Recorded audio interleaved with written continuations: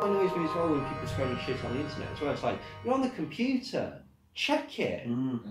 Like, exactly. You've got to compute. You've got that off the internet. Like, just Google it. There's one that's floating around again, a George Soros thing. And I'm not a fan of George Soros. Again, I know he's an arsehole. Like, but you know, when you're trying to fight against people, it's better to indict them on actual crimes rather than made up ones that serve someone else's agenda. There's a meme that's going around that says Snopes is owned by George Soros. Here he is with the CEO of Snopes. Here he is with the CEO. Blah blah blah. This has been proved by PolitiFact that said, which is another fact-checking website that said blah blah blah, etc etc etc. So it's like, well, that's bloody interesting. Google it. First thing that comes up on Google, PolitiFact. No, we did not say this. And then debunking the thing, saying that's not the guy from Snopes. This is somebody else. This is somebody else. And so it's like, right, okay. Check the facts. Don't go to anybody as a reliable source. Check the facts and see who might have an idea. There's one. Right, when the Pizzagate crap was going on, people were saying, oh, Andrew Breitbart exposed Pizzagate in 2011 or 2008 or whatever because he called John Podesta a paedophile via Twitter.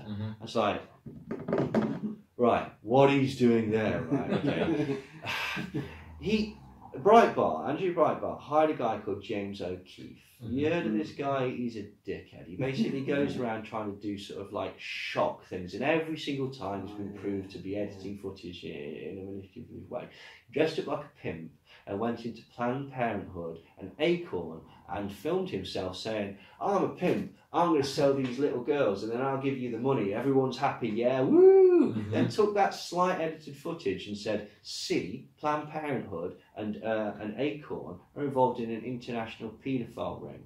It didn't exist, he just said it. Now what he didn't say was the second he left the room, they phoned the police, and he actually was charged and found guilty of crimes relating to extortion. There was one of the employees from Acorn who said, yeah, I'll take that money, and he got fired.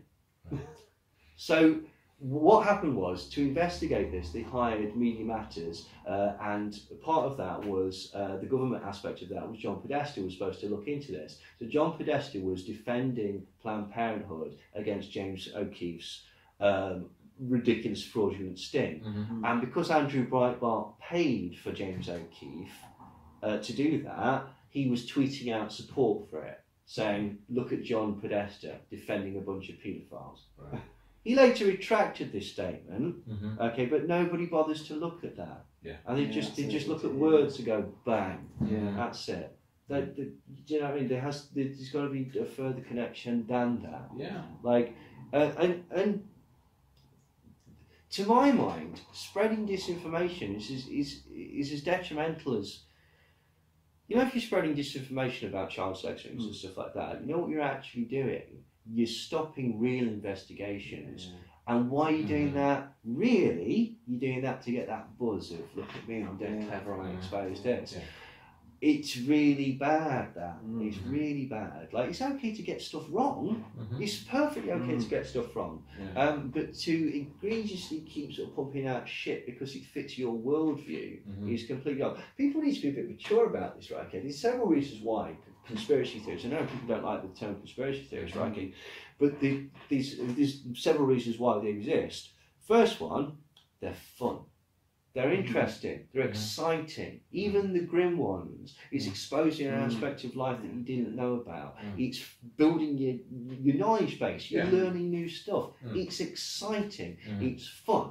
Second reason, right, is that some people, not everyone, some people will take that to define themselves. In the same way as a sports fan, I'm an ultra sports fan. I'm an ultra conspiracy theorist or whatever. People will utilise this as a talisman to say this is the type of person that I am. Fine, so long as it doesn't become all consuming. Right, okay? The third reason is because governments all over the world have got a vested interest in promoting disinformation campaigns in other governments to foment unrest in society. There's been numerous examples of conspiracy theories that would appear to not be real, that have been seeded, say, by Russian governments or whatever, disinformation campaigns, that type of thing. You know, these are not uncommon. What was it? Bell Pottinger were doing the fake Al Qaeda videos and stuff like that. Oh, by the way, that was out for Bell Pottinger. Okay. You'll never guess what company he works for. Oh. Cambridge Analytica. Amazing. Should have that one. But yeah, so and the fourth reason is because conspiracies exist. They do exist. Just because some of it is you know, entertaining and nonsense and stuff like that, it doesn't mean that governments and private corporations and entities and individuals and groups of criminals don't conspire to commit crimes, essentially, which is really what we're talking about. We're talking about sort of like keeping things from the public, manipulation behind the scenes, economic benefits and stuff like that. Yeah. That's really what it's boiling down to. Okay, it's just a sort of like a tool or a weapon within that sort of thing, like mind control, like Manchurian candidates as a weapon of a broader war effort, which is part of a economic or strategic desire by that particular country. Do you know what I mean? It's not. We're not going in there to like regime change for peace. Like, we're going in there to get there. We're going in there to get the oil, or alternatively, what I always thought about it with Iraq. Personally, I thought that what it was more of a sort of a Goldfinger thing, rather than stealing the, you know, Goldfinger. He doesn't go in there to steal the gold. He goes in there to destroy it, so that his gold is worth more. Okay. I thought that it was a similar sort of thing. We're going there and disrupt this, so that our allies, Saudi Arabia, United Arab Emirates, blah blah blah blah blah, will have. The price of their oil will increase. So that's what I thought that was specifically about. I mean, obviously there'll be numerous reasons as well. I think he was talking about moving it to euros rather than dollars and stuff like that. But essentially it's all part of the same thing. It's an economic sort of position that they don't want to find themselves in. So that's what it's about, really. Need to manipulate people's perceptions. I mean, any war, basically, you've got to convince two lots of people, right? Okay, you've got to convince the troops to go and fight, obviously, right? But you've also got to have a tacit agreement of the public. Even if there's like, you know, 1 million people demonstrating and stuff like that, there still has to be an underlying sort of thing of, well, but needs must. Do you know what I mean? Like, which is why. This is the point, again, it's not a stroke. There's that meme as well that floats around. Oh, this is the real reason that they got Gaddafi out, because he gave free housing and free this and free this. Every single point on that meme is wrong. It's not true. Gaddafi was not a good guy, right? But we put him in. That's the point. This is complicated, right? Okay. They set up a scenario where it's very difficult to argue against it. I mean, the argument against it is that basically it's not as straightforward as that. We're not bombing Gaddafi, we're bombing Libya, and we're going to murder women and children and civilians for no reason. And the reason that you've decided to depose this guy now, he was an arsehole 10 years ago. You didn't do anything about it 10 years ago. You're doing it now for whatever reason.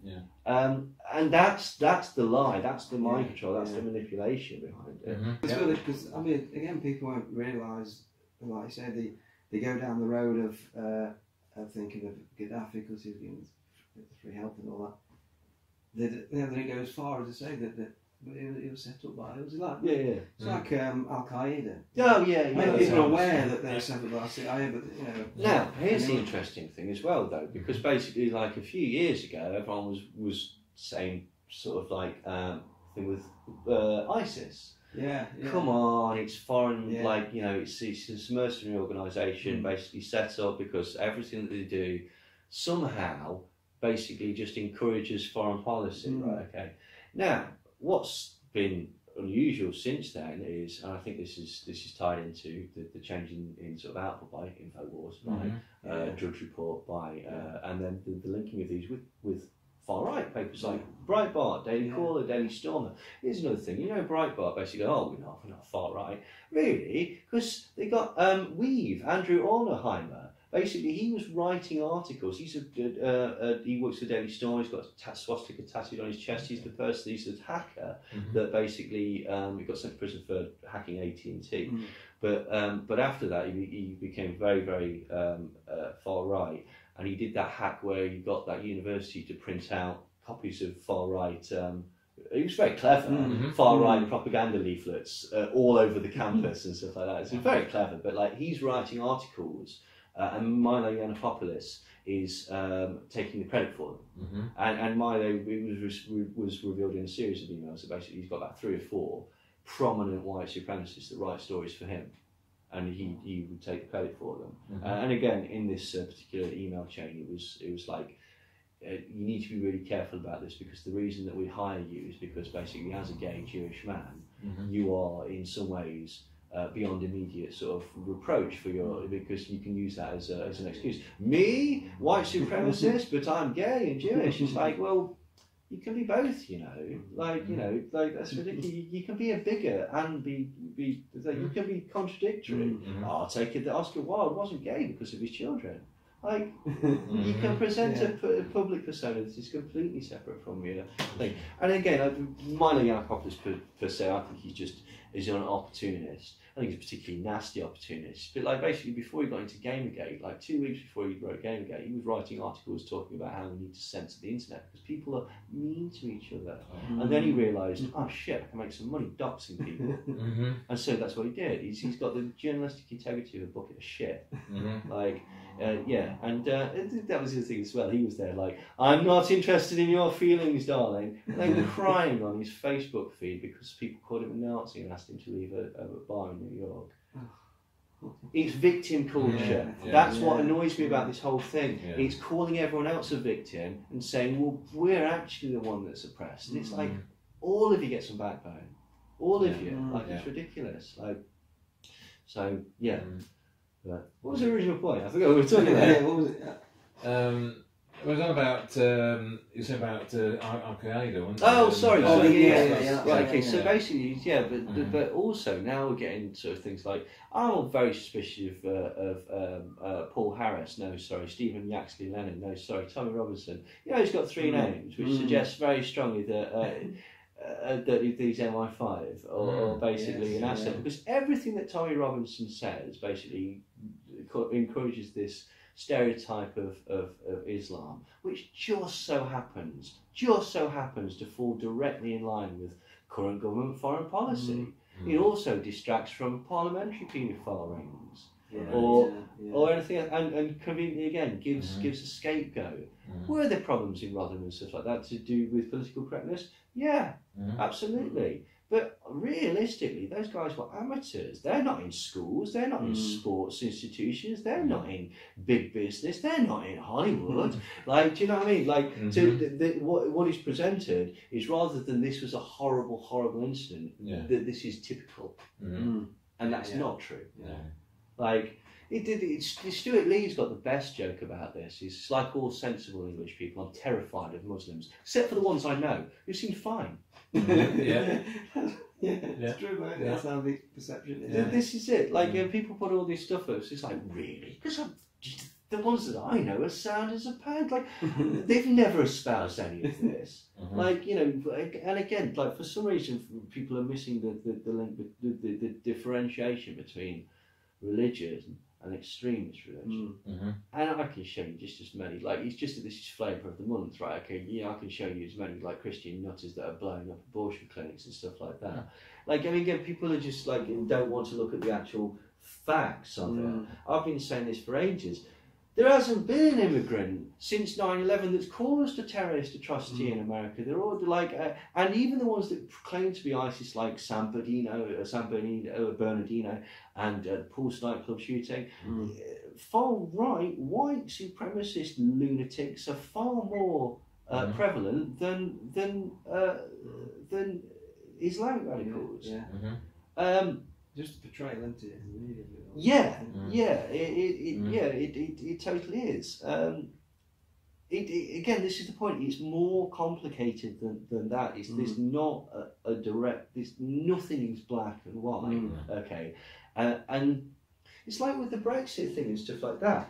People have said to me, yeah, but you know that the EU is like it's a fascist state and blah blah blah. Absolutely. Do you think these people that have basically like set up the systems of power that basically, you know, the functionality of civilization across the entire world have only got one option, that they're sat there going, oh, if they vote to leave the EU, we've had it. No, they've got another option, you know. That's what I was saying. It's a crude joke, but basically I said, like, this is it. I'm not pro-EU, I'm not pro-nationalism. I think that any collectivisation is problematic.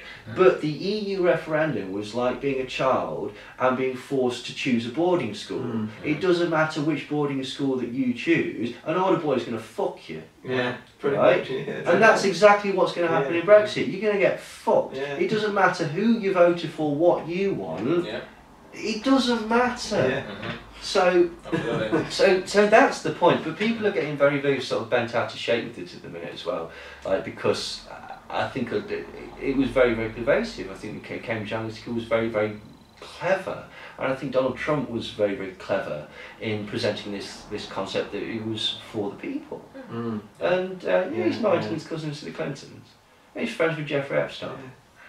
Like, do you know, right, okay, right. All this nonsense that people are talking about uranium one, which by the way is not a real thing. Like, okay, none of the uranium, A, it's not weaponised for uranium. B, none of it left Canada. Right? That's it. There was no money paid to the Clinton Foundation that was in connections. Oh, the Clintons corrupt. Are they murderers? Yeah.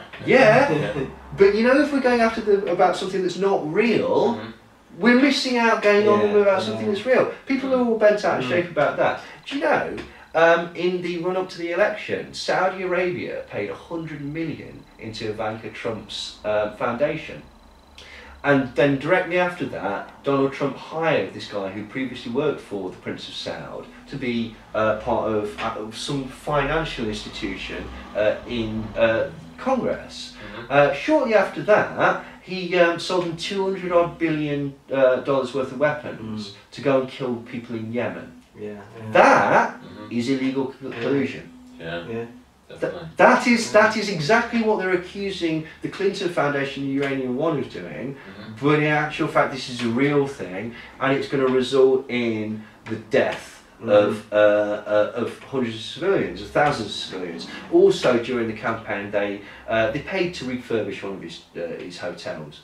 You know, just how you do. Of course, Oh, do you know who's paying for, you know, all this trouble that's happening with Russian collusion and stuff like that? You know who's paying for Donald Trump's lawyers? Robert Mercer. So we're about the same people, aren't we? Absolutely. Kellyanne Conway's Robert Mercer. Like this is the point. This is the funneling of this person. It's Bannon and it's Robert Mercer. They're the bad guys. Trump is just essentially. I don't think he colluded with Russia. I think he basically thought, I might be able to get some contacts so that I can get some money out of this. I don't think he colluded in an espionage way. I think Paul Manafort did, and I think his idiot son probably did in an attempt to curry favour, and I think Jared Kushner did in an attempt to curry favour. But I don't think that Trump actually thought he was going to win the presidency. I think that he thought he was going to lose and then be able to rally against it, like, you know, the corrupt system.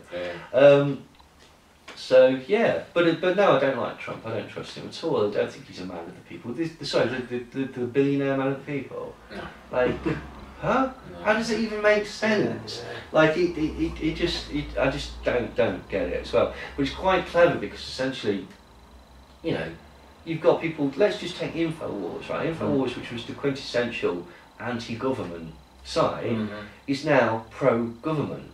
Okay.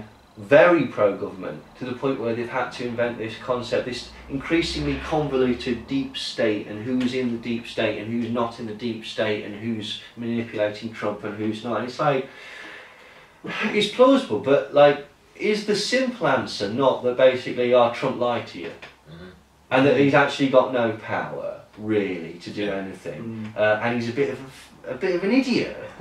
Like, I mean, he's not a successful businessman, like, as well. And then you get into as well, basically, and again, this is directly tied into Breitbart, because basically in Steve Bannon's like fetishization of Reagan.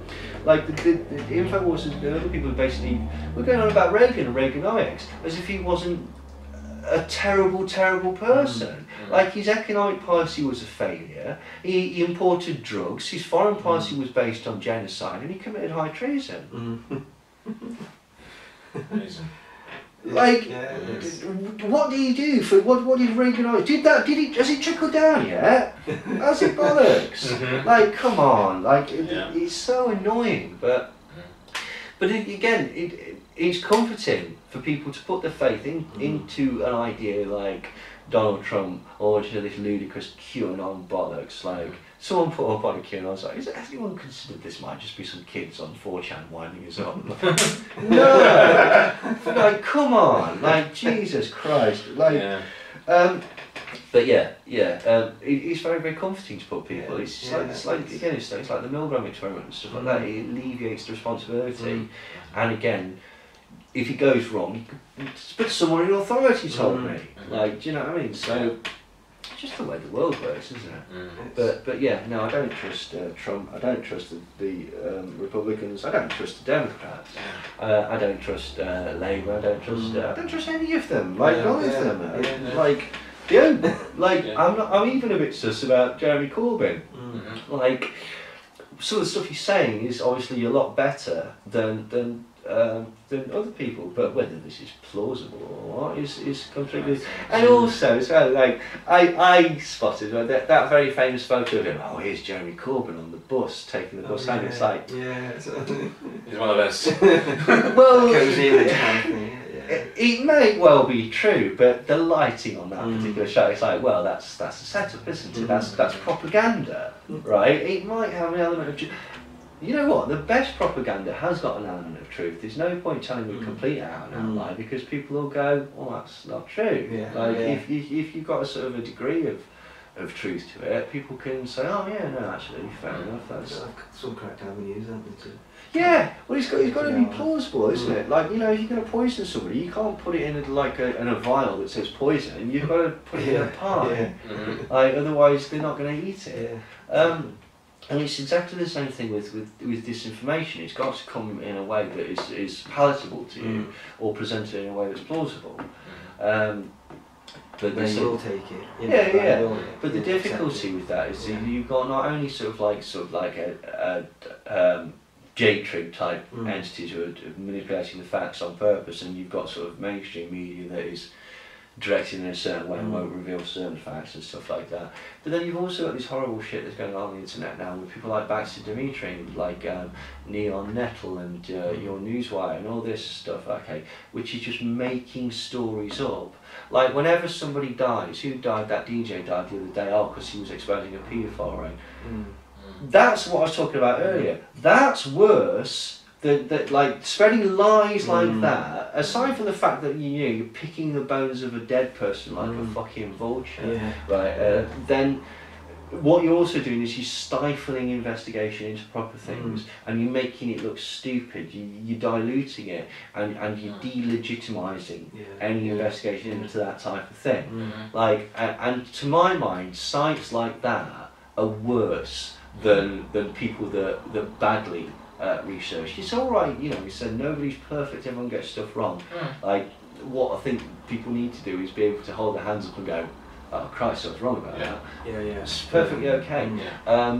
Not helped by the culture of social media and stuff like that. But worse than getting something wrong is making something up for attention, right? Because you're despicable. You're absolutely despicable. Like, particularly given the subject matter that you're making up. And again, this is people will justify it in their own heads by saying, I'm shining a light on an issue, I'm giving people entertainment, I'm giving people what you want. It's like, that's what annoys me about the internet as well, is that there's no morals, there's no ethics on it at all and stuff like that. A lot of it is basically money grabbing and you know, it's a fine line between begging and do you know what I mean? Like, it's just a bit of a strange one. That like anyone that you know has a Patreon, has you know monetized videos or whatever, fine, go for it, go nuts, stuff like that. I'm not talking about it. I'm talking about the way that some people do it. It's distasteful. Do you know what I mean? It's you look at some people and they go, "Will you please, like, you know, pay my bills? I can't be bothered." And it's like, oh, I'm spending all this time doing this research and blah blah blah. It's like, you've made that decision, dude. Like, do you know what I mean? Like, at least have some sort of quid pro quo where, like, you know, you're regularly putting out content or something like that. Because people don't owe you a living. This is the thing about this sort of like YouTube demonetization thing that like that people got a lot bent out of shape. I was always of the opinion of like, write a book, sell a book, do something to sell. Okay, YouTube doesn't owe you a living. It was brilliant that you got that money whilst you did. Congrats. Woo, more power to you and stuff like that. They've decided to stop. Suck it up. Like, okay, they're not your employer, and even if they are your employer, they can sack you. I'm not sticking up for YouTube. I appreciate that again that there's a degree of censorship and manipulation of dissemination of information. The problem is that your argument that they're not paying me anymore holds no water at all, right? Like, do you know what I mean? It's so.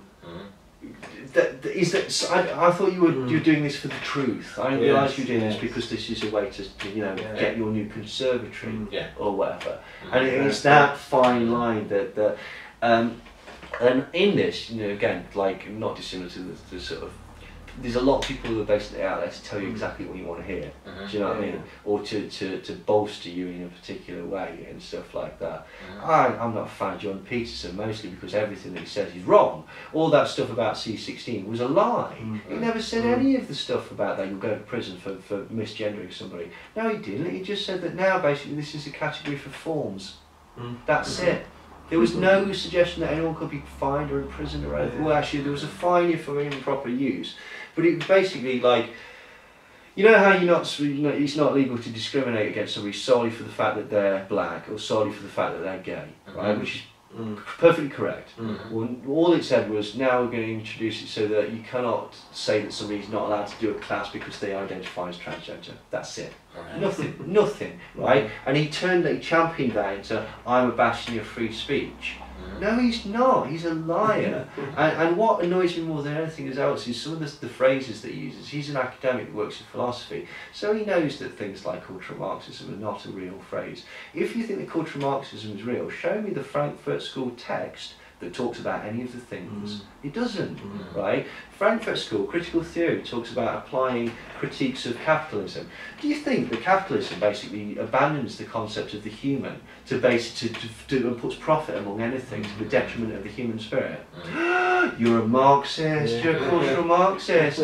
Do you think that basically there's been an increase on pop music to basically churn out formulaic shit time after time and time, and almost like a factory within the film and media, like where they'll turn to safe patterns in order to maximise profit? That's called the culture industry, right? Okay, that's Frankfurt School. That's the Adorno, Horkheimer. So it's Adorno and Horkheimer.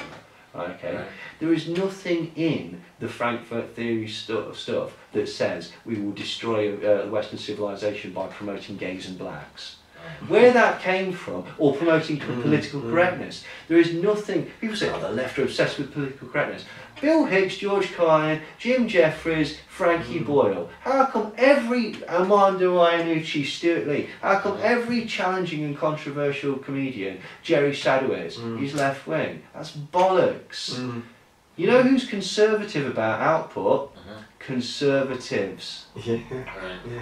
Right? It makes no sense. There is nothing within the Frankfurt School literature that talks about anything that's even remotely like that. Alright, okay. In fact, the Frankfurt School literature of Herbert Marcuse one-dimensional man, eros and civilization, the promotion and the legitimization of multiple sex partners as an academic pursuit was vital to the proliferation of the hippie movement, which we know to be a CIA operation. So the concept, you know, the Frankfurt School was financed by British intelligence. Yes, it was. Again, no one's bothered to look at it. It comes from two places, right, okay. In the 60s, Richard Nixon noticed that these blacks were getting bloody uppity. And these gays are demanding rights. Whoa. So what did he do? He smeared the Black Panthers, the civil rights movement, and anybody that was connected to liberalisation or the anti-war movement by calling them a communist. Right. In the 1990s, when again, basically through sort of things like AIDS and again civil rights movements and stuff like that, we've seen the proliferation of and the more acceptance of homosexuality in society and stuff like that. The American Nazi Party seized on that, seized on what Nixon had said, and decided to call this cultural Marxism, based on a couple of phrases from misquoted phrases from Georgi Lukács and Antonio Gramsci, and based on the knowledge that they knew that nobody would read the books. They could just say this, and people would go, "Oh, bloody Marxists!" And it's like, but that's not what it says. It doesn't say that anywhere. Right, okay. I hate political correctness. I'll tell you jokes that'll make your fucking head spin. Like, I have absolutely no qualms. The more offensive, the better. Right, okay. I like really nasty, dark films and nasty, dark humour and stuff like that. It's funny. I'm bright enough to understand that stereotypes are not real, and you can use stereotypes of gay people or black people or foreigners to be funny, because the joke is it's the stereotype, right? Okay, that's fine. I have no problem with anything like that at all.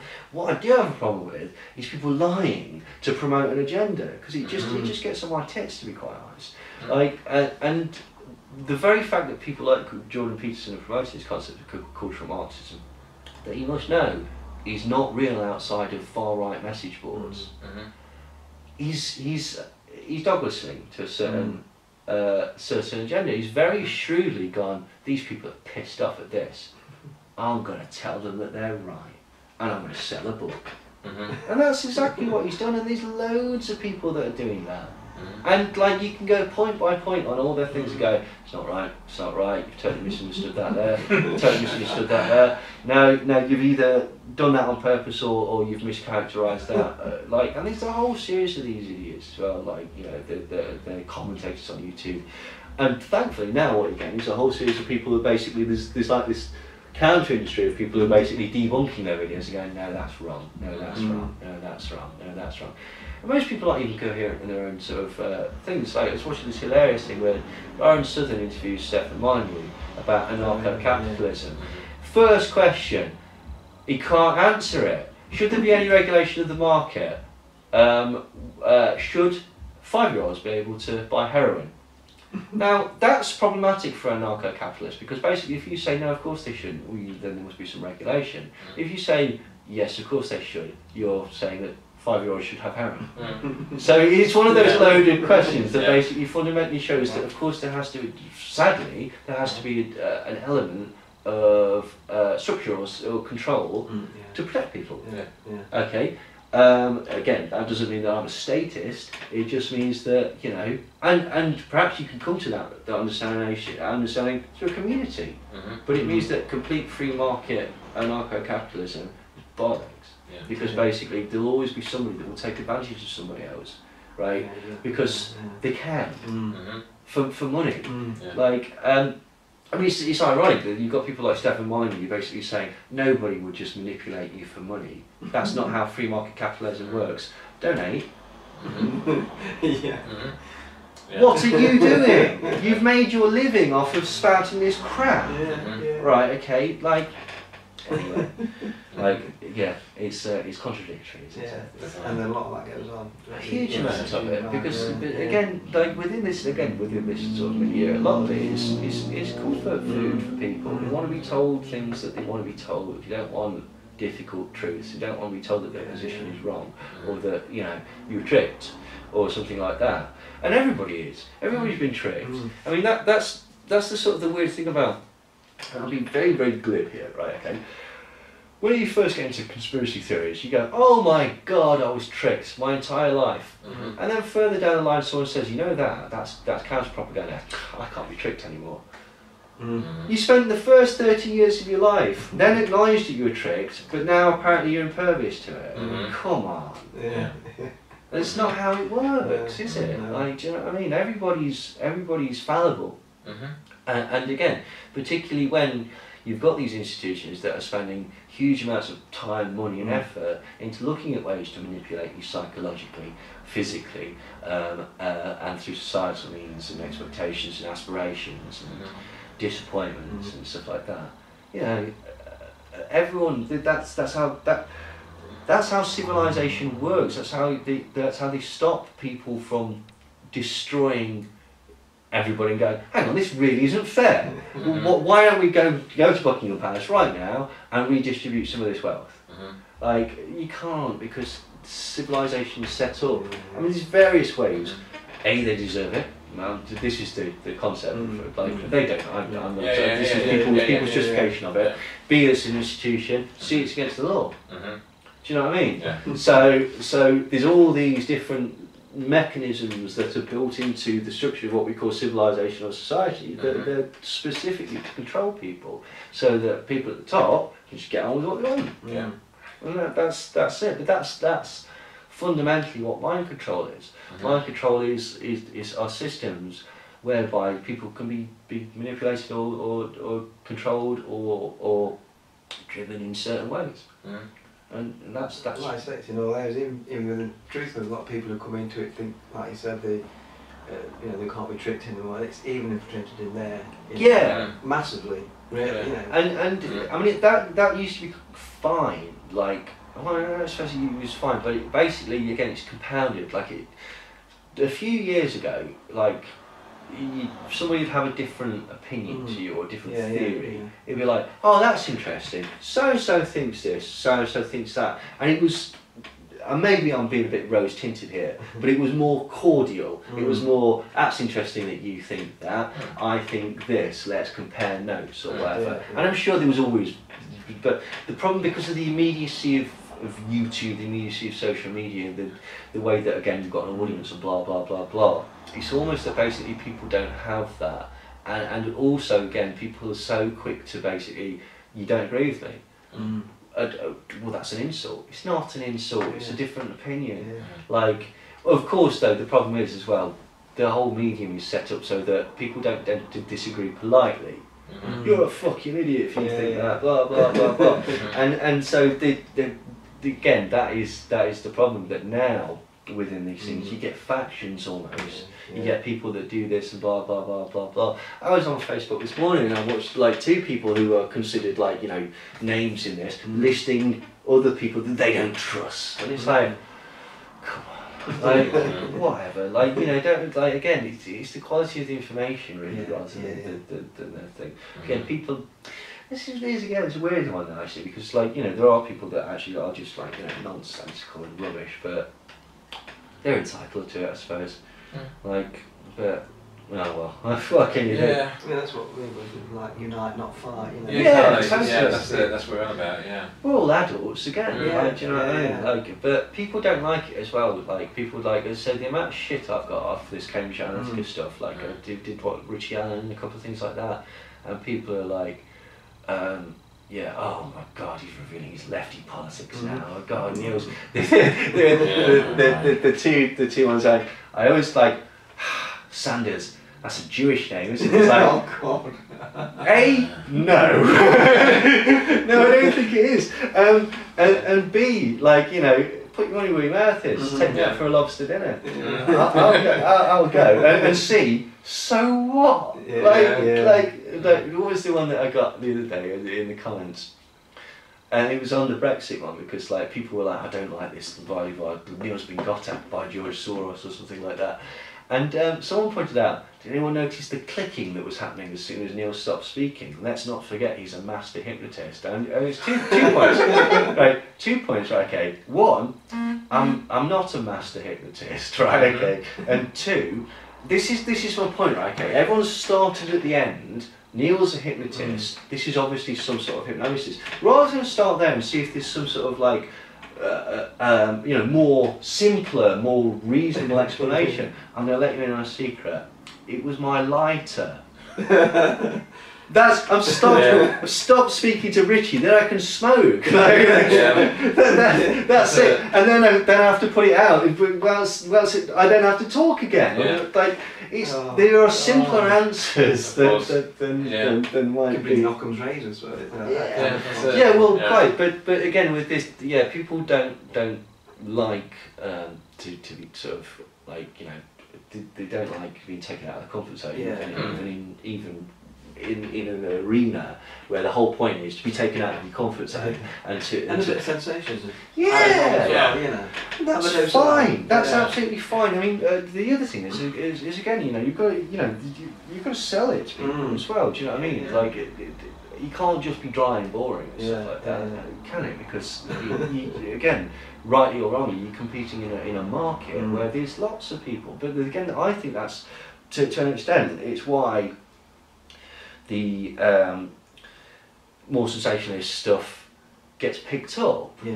I've had this discussion with various people over the years. It's like sometimes you get the impression that a lot of people, they don't want to be told the truth. They just want to be told an entertaining story. And the less evidence you have for something, surprisingly, you find, I'll put it this way, right? Every single person that claims to be a super soldier or an alien abductee or whatever, they get hundreds of thousands of hits straight away. And it's almost like the more outrageous and the more fantastical the story is, with the least amount of evidence, the more people, strangely, are likely to go along with it. Like, do you know what I mean? And there's so much stuff where it's like, you did what? You were involved in what? And you did that. Have you got anything that backs this up at all? Like anything, right? Okay, not proof. I'm not after proof, because we're not in a milieu where proof is always like we're building the best picture we can. Right? You know, we're best guess territory a lot of the time. But some evidence would be nice, other than your say so, other than your, well, I did this and I did this and I did this, and of course this happened and blah blah blah. And it's like, really? Like, I mean, it's fascinating, sounds great, but like, is there anything at all that will back this up? You know, even one of your mates going, no, I know it sounds mad, right, but I was there, I saw it, he did, he got abducted. Like, you know, like that's the thing. But it's because of the nature of stuff now. Like, I can't remember the last time I sat down and watched something on the telly when it was on.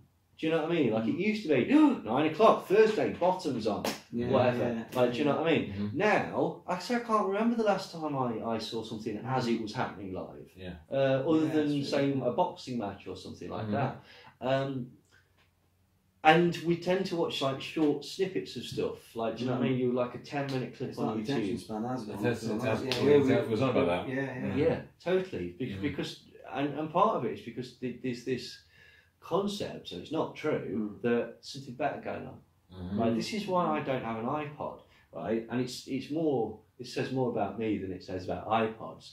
But basically, if I had an iPod, I'd never be happy listening to what I'm listening to, because you've got like my CD collection is even bigger than my film collection, right?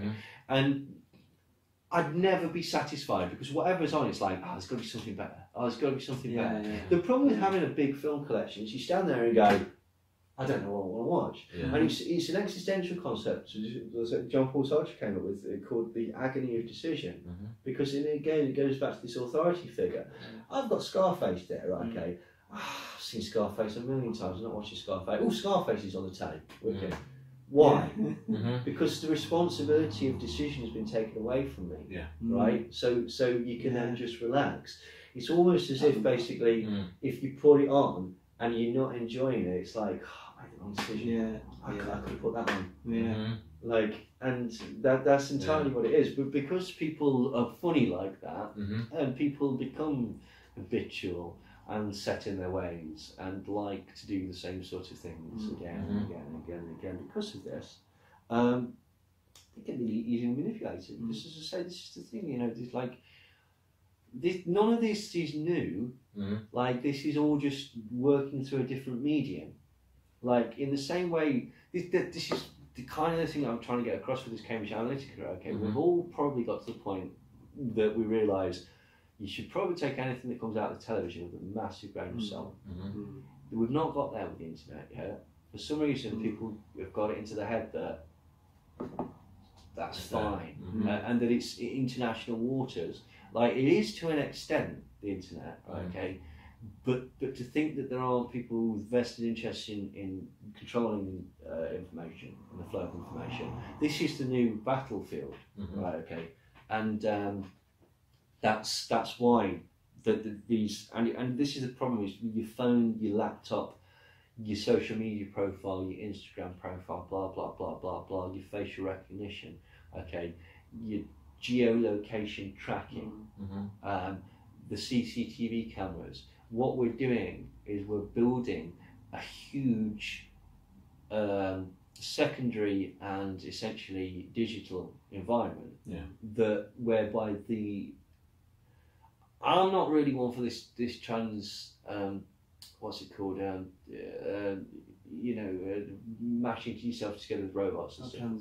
Transhumans. Like okay, because I mean I can see it, but I'm also the piece like okay, but where do you start? Because like aren't glasses transhumanism? Isn't a hearing aid transhumanism? So once I get it right, okay, like I think that again we need some definitions there and stuff like that. But yeah, the sort of the way that they're going to manipulate this AI is almost like your human vessel is going to be secondary. Like I mean, look at the way that basically Instagram and the way that people. Kim Kardashian, right? In real, did you see those photos of her? The non-approved pap shots of her. No. She looks terrible. She looks like she's so deformed and misshapen.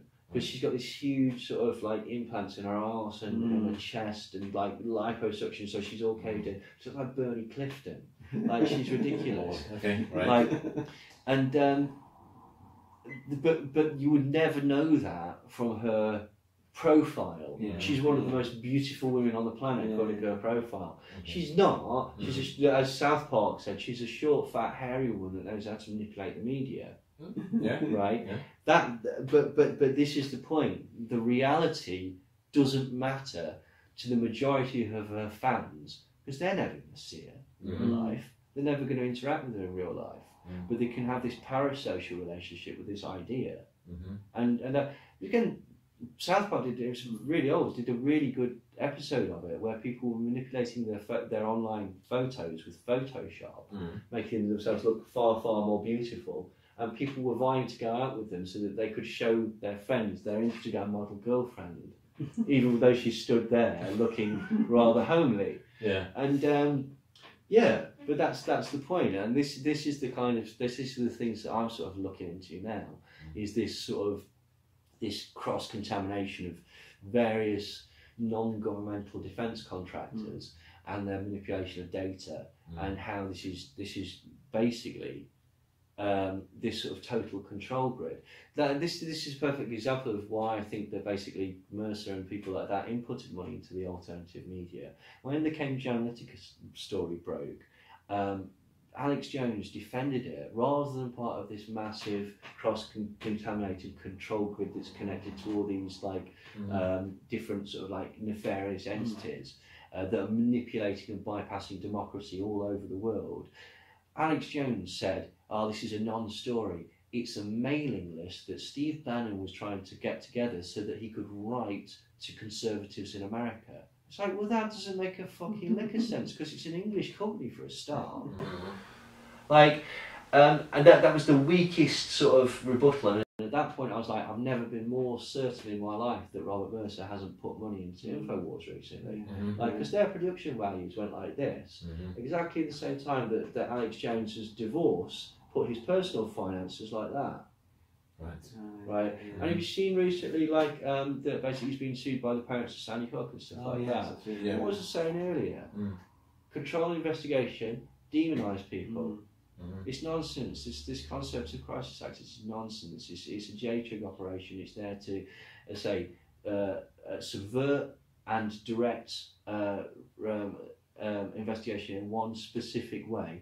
And so you've got people like, Nick, who I actually like, but basically now everything is a hoax. NoDisinfo.com, everything is a hoax, everything is a crisis actor. And you're looking for the proof of the crisis actor before you're trying to figure out what's going on. So you start at the end and working back. You're ignoring any other evidence and saying that that's obviously a distraction. What's the second thing that it does? It demonises people. You've seen that Vice documentary recently where basically they show the people going up to the pastor whose daughter died and just like berating him. It makes you look like an arsehole in the eyes of the general public. And so the third thing that it does is it's going to get websites shut down. InfoWars is going to get sued because of this, right? I personally never thought the evidence for any of these things, Sandy Hook or any of these things being fabricated events or using actors, I don't think that was very strong at all. I thought that people had decided that, and I thought, personally, I've always said this, that I thought it was a J-trig red herring.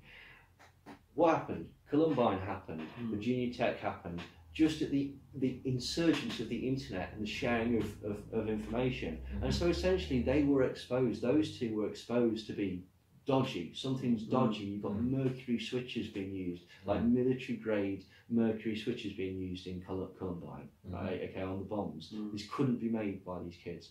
These are like, real expert sort of things. This information is disseminated. So essentially, these two things are exposed as being slightly dodgy. Let's take it as read that the government are behind school shootings and stuff like that, right? For whatever reason. I'll come on to this again in a minute.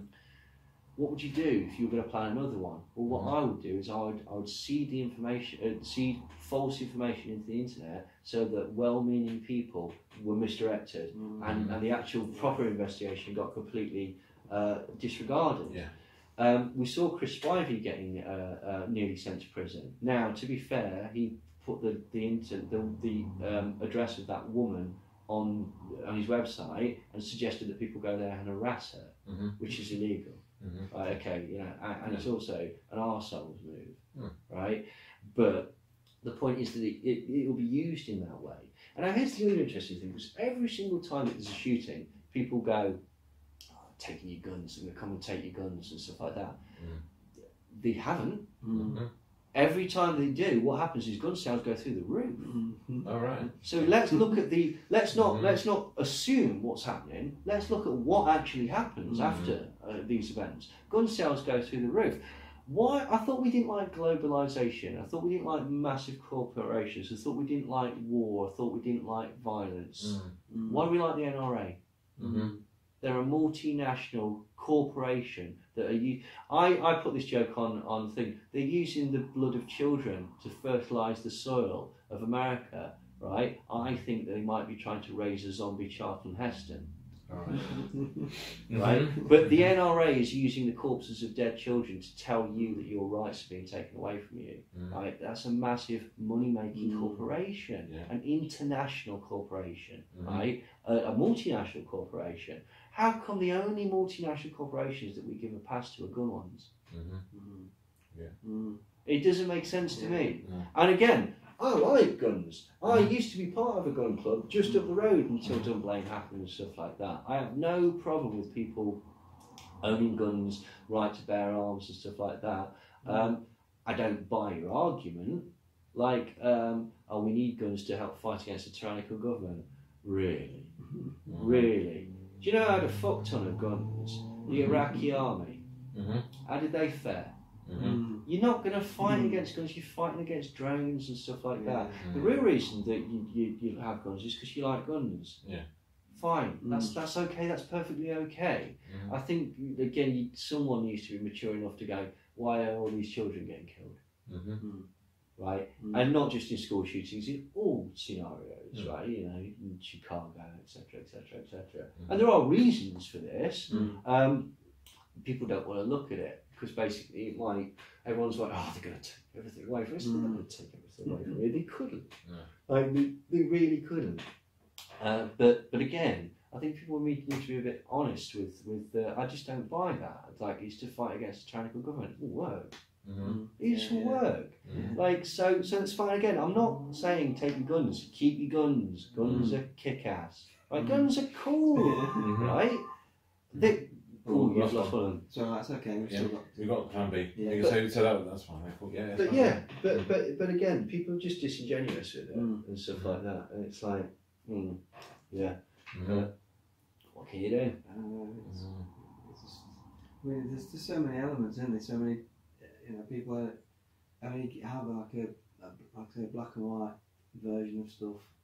There's a lot of grey. Yeah, totally, absolutely. There's a huge amount of grey, and this is the thing that people don't want to look at the grey areas much, do they? This is it. No, because basically the problem is as well that I mean, again, I'm going to be really, really glib here, I think, but it's quite discombobulating when you first start to notice that there's lies in the media and whatever, okay, and then it's quite discombobulating when you start to notice like the conspiracy angle and stuff like that. And I remember when I was first getting into it, and like you notice like, my God, there's a swastika here, there's a this here, and my God, oh, there's an all-seeing eye there, and everything. Like it's really sort of like jarring. So it's then jarring again to change your position again. And this is the point that basically people are, and again, I think it's all compounded by the fact that nobody wants to look stupid on the internet. Because nobody wants to say something and everyone goes, no, God, like, and it's like it's so easy. I don't actually talk about that crisis actors thing that much, right? I've said it on a few things and stuff like that. I don't talk about it that much. Why? Because it'll just attract a whirlwind of shit. Oh, you're obviously a government agent. Obviously. Like, like, come on, like. And we keep throwing the word shill. Yeah. And it's like, again, that annoys me. Shill, snowflake, all of this. What that says to me is you haven't got the vocabulary to debate. Yes, exactly. Like it's a shutdown word. Isn't it's a total shutdown word. It's basically to make you now right. Here's using the word snowflake means you're a snowflake because it means that you are not sufficiently confident enough to debate this person. You need to dehumanise that person. That's a paradox. Using the phrase virtue signalling is virtue signalling itself. If you say, I don't think you should have a go at gay people. Oh, check him, virtue signalling. Well, aren't you virtue signalling to the opposite cause by pointing out his virtue signalling? It's a paradox. Like, but this is the point. Like most things on the internet don't bear close examination, or you realise how stupid they are. But yeah, that's it. Have these terms been placed in to do that? Probably, weaponisation of phrases, absolutely, because it's again, it's how people funnel information and get an understanding out of it. So yeah, if you can introduce that, you're a snowflake, you're a cook, you're a libtard or whatever, it's like, what does that actually mean? I'm red-pilled. What does that actually mean? Like, and who introduced that concept? And isn't it ironic that basically red pilling, which is seen as a sort of alt-right conservative, was the product of two transsexual ladies? It was from the Matrix. And snowflake. That's the concept of a snowflake. It comes from Fight Club. You're not a unique snowflake. Now, what people seem to have missed is the moral of Fight Club is that Tyler Durden's a twat. He's a hyper-masculine idiot, right? That's gone too far the other way, right? So again, but Pepe the Frog was the other one. Pepe the Frog is a beta cook, according to their own sort of thing. He's a laid-back stoner frog that gets on with everybody. So, It's amazing how they just pushed around, isn't it? Well, yeah. It's crazy, really. It's the world we live in, isn't it? Exactly. Exactly. It's what we've got to deal with. Well, this is the thing, but I think that basically the thing is that people are aware that people like comfort, and you can offer them comfort in surreptitious ways that don't appear to be comforting. They appear to be intellectually challenging, like sort of like like Jordan Peterson. Oh wow, he's saying such a. He's not. He's saying nonsense. It's a word salad that appeals to certain people because it justifies. It means that you're not to blame. Like that's what it is, or that there are ways of you being, more powerful, or defining this as powerful or whatever. I mean, the thing about Jordan Peterson's work is that if you're a man and you pick it up, you're already winning, because the energy is male and the chaotic energy is female. It's like this is such obvious pandering to a particular demographic of angry young people that perhaps feel a bit underappreciated, and it's just like, come on, this is so obvious. It's so obvious. It's like when you see the like cups. It's like, I'll have a go. It's like he's his twin brother. Yeah. It's like, yeah, but he won. It's like, yeah, but whatever. Like, but yeah, that's the thing. There's a lot of levels of presentation of information that I don't think people. I think people are aware of the concept of propaganda, counter propaganda, and stuff like that within, say, film and television and newsprint and stuff like that. For whatever reason, I just, because it's a relatively new and emergent technology, I think on the internet that people aren't quite as attuned to it as they might be, and certainly on social media. I think that yeah. But again, so it's because these systems give people comfort, and so this is not an attack on anybody, because like experts have been doing this for hundreds of years, and they'll continue to do it. Yeah. Oh yeah. So But, I mean, it's going a bit off tangent now, but it's like there's in pop music now. I'll see what your views are about a lot of symbolism. Oh yeah. I mean, is that planned? Is that some of it is that is distraction? It's not what it is. It's to gear away from something else. Some of it is, some of it like, because like some of it you wouldn't know to look for it unless particularly the sort of the stuff from about 10 years ago. Now that we're getting proliferation of YouTube and stuff like that, I think you get a bit of both, where basically some people know that if I put an all-seeing eye in the background of this video, I'm going to get 1 million more views, 1 million more streams, and more money, because you're appealing to a different market.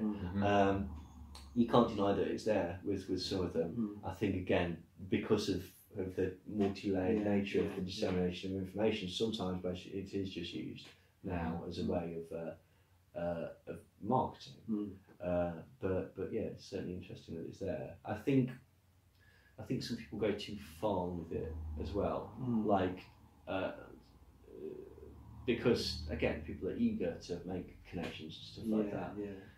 To see something that's there that the intention wasn't there, and I'll put it through. Okay, the best example of this is Slayer. I've seen certain people talk about Slayer and how Rick Rubin was producing early Slayer albums and stuff like that, and the satanic origins of Slayer, and how he would then put this in Run DMC and blah blah blah, etc. So 2 points. One, he recorded Slayer after he did his hip hop stuff, so your timeline's completely wrong.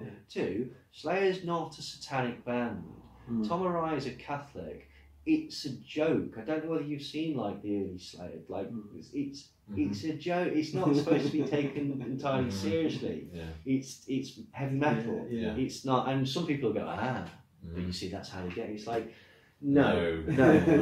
I can show you satanic bands if you want. That was one of the things that never like this, like you sort of like always got to me. It was like, you show all this symbolism and stuff like that. It's like, look at the back of this Kylie Minogue video, there's an all-seeing eye. It's like, you've seen Gorgoroth live. You have 3 people crucified on stage and 18 goats' heads. Like, it's a bit more obvious, yeah.